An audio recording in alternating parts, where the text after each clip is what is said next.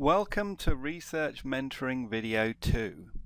This video is going to augment and add to the Research Mentoring Video 1 where we looked at tabulation of bibliography. It's going to actually start in that document, and here's a quick view, and it's the same document you saw in the Research Mentoring 1.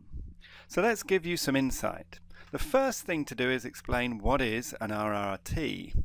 A research relevance table is a way of hierarchically organizing and visualizing in 2 dimensions into a table form the research you undertake and the reference you've read, the books or the papers or the journals, and give them some benchmarking or some priority or some relevance. And in fact, the word I'm going to choose is some research relevance. So research relevance says in this area, and these columns here split down the areas that these papers cover, which one of these 3 papers is the most relevant? And you can see these 2 are highlighted both in color and in numerically as being the most relevant. Whereas of these 2, it's this one. Of these 2, it's this one.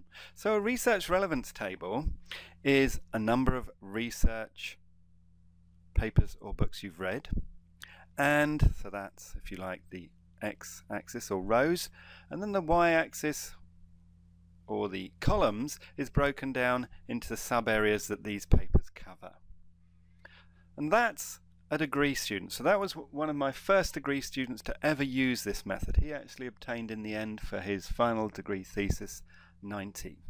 Not saying it was totally relevant or aligned to using a research relevance table, but in his presentation he undertook, and they have to undertake 2 verbal oral presentations, he explained this. He was also kind enough to thank me, Dr Richard Neville, for tutoring him and mentoring him how to develop a research mentoring approach and using a research relevance table.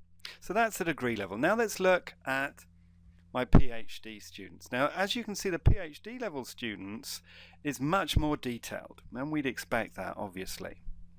So this is a very, very good research relevance table. And in a minute we're going to move to Excel, and I'll start explaining why this video is number 2 and not number 1. So this research relevance table again is broken down into citations or references. We're not giving the full title here, we're just giving the year, and we're delineating it temporally from the earliest, latest date if you like, 1994, to the nearest to us, 2010 of the papers. Now we start breaking it down into these columns to the areas that we think are relevant, so hence the title Research Relevance Table. But we index into the table, as you see in the PhD, using these row numbers. Now you should ask yourself, but how do we develop this table? Do we just start writing it down in Word? Do we just make up these words? And the answer is no. We actually use an Excel spreadsheet. So you're going to see these local columns here, these different column names here, in another spreadsheet. So let's start and go and look at how these research relevance tables are developed. Well, they're developed in an Excel spreadsheet. Initially, I myself started this method of comparison of different papers, and I'll show you how it evolved. I'll give you 3 different sheets in an Excel document and show where I moved on from my first initial usage of it and then to Hassan's and the way we developed it in another way of evolving it. So why did I start doing this? Well, I felt that we needed to put tables and abstract diagrams instead of just writing out yards of text that said, this is the research I did, this is the temporal history of the research in this domain, paragraph, wait a sec, couldn't we just highlight it, short format, and start differentiating, compare and contrast in a better way in diagrams? So when you do that and you're scanning quite a lot of papers, you need to think of the ways of doing it. Now this diagram has 2 ways of doing it. It has numeric enumeration, counting, and it also has columns for putting facts down or types of information that they look at. So now let's explain what a research relevance table in Excel actually does and what it needs. First, in one column you're going to need the authors of the paper, then its date, then its title. Then you've got to decide if you're going to put facts down or delineate between different types of things or start counting things. So there are two different columns here, facts and keywords, and delineating if the paper actually covers this area by just say tagging it with a 1. Yes, it does cover this area. No, it doesn't cover these areas. So let's go and see why I did this. Well, apart from delineating it and breaking it down into did the network use two different types, a feed-forward network or recurrent, so you're differentiating between types of models they're using and then state where they're used maybe.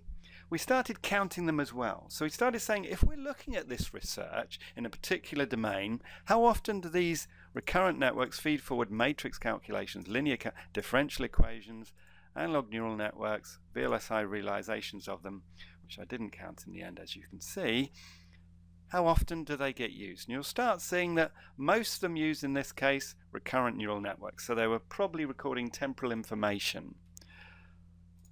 Some of them undertook, majority of them undertook matrix calculations. Few of them used linear equations, and again a few used differential. So you're starting to see how Excel spreadsheet can get you to compare and contrast different papers in different areas, either in keyword terms or theories, or counting usage of terms.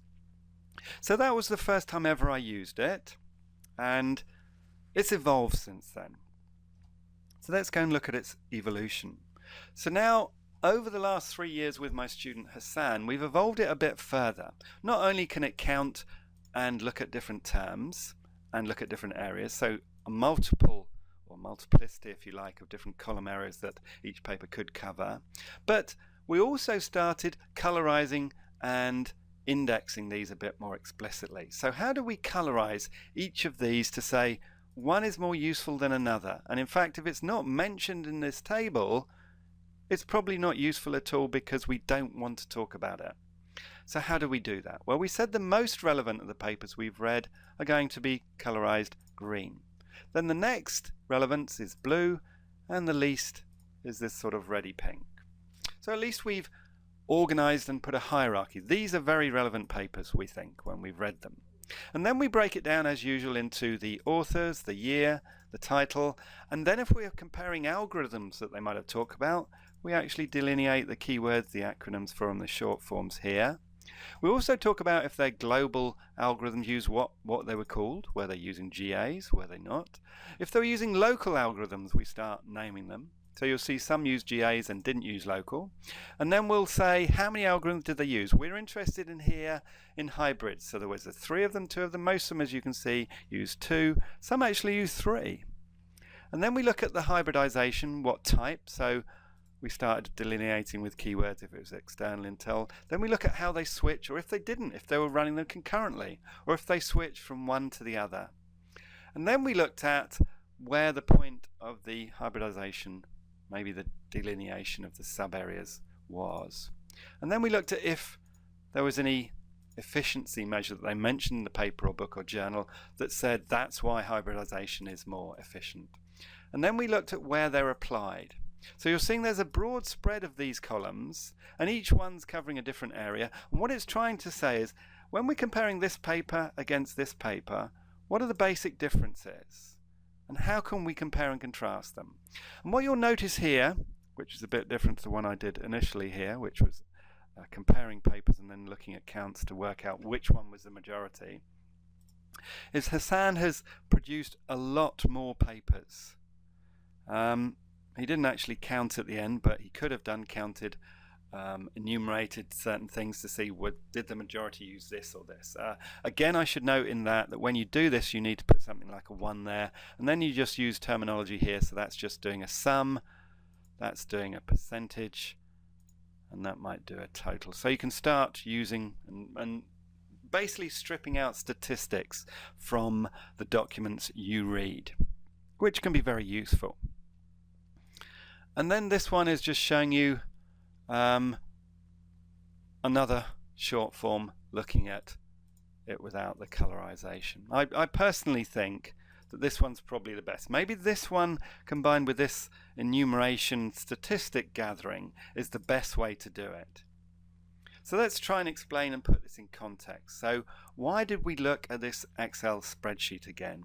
Well, to summarize, we looked at the Excel spreadsheet because we don't actually just gain this information to build these research relevance tables just offhand. We need to undertake some reading and build some statistics, which we do using a research relevance table Excel spreadsheet.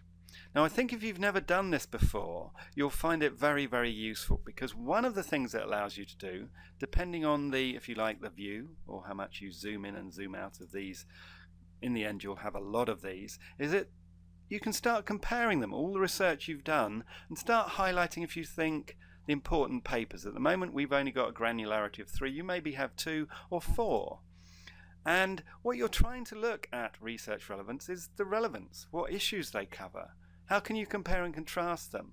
What do they cover explicitly? And then you're starting to pull out some grammar, some keyword areas that you're going to talk about later, maybe in your thesis or paper. So I hope you've seen that a research relevance, particularly a research relevance table, combined with the final table that you'll put in a document and this Excel spreadsheet, is a way of organizing your thoughts, reading and undertaking research and categorizing it and taxonomizing it in a way that will help you write some reports on it. The old-fashioned term was the state of the art in this, but I'd now say you're analyzing the present research in a particular domain that you're looking at. So thank you for listening to the second research mentoring video. This one was on research relevance table and using an Excel spreadsheet to put down your thoughts. I hope you'll pick up the Excel spreadsheet. I hope you'll develop your own research relevance table spreadsheet. Thank you for listening.